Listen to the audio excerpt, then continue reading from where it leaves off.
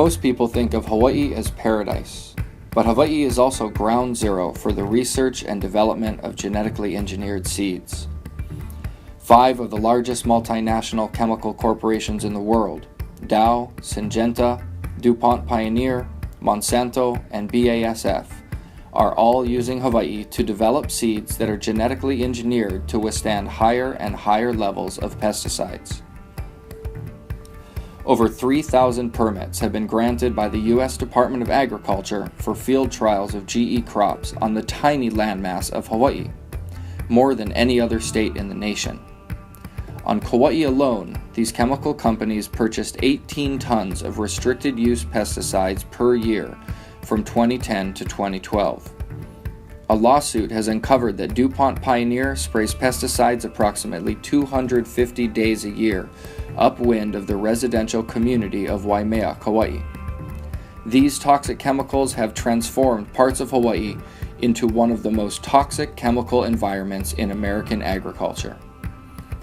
Many residents are concerned about the public health and environmental impacts of this chemical use. School children and teachers near one of the fields have collapsed multiple times after smelling noxious odors. Residents near the test fields report high rates of congenital heart defects, 10 times the national average.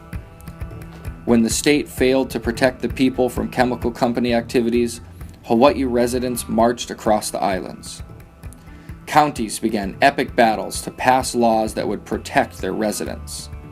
After a historic battle, Kauai County passed Bill 2491, a law that created modest buffer zones around schools, streams, and other sensitive areas, and required disclosure of pesticide use by large users of restricted-use pesticides.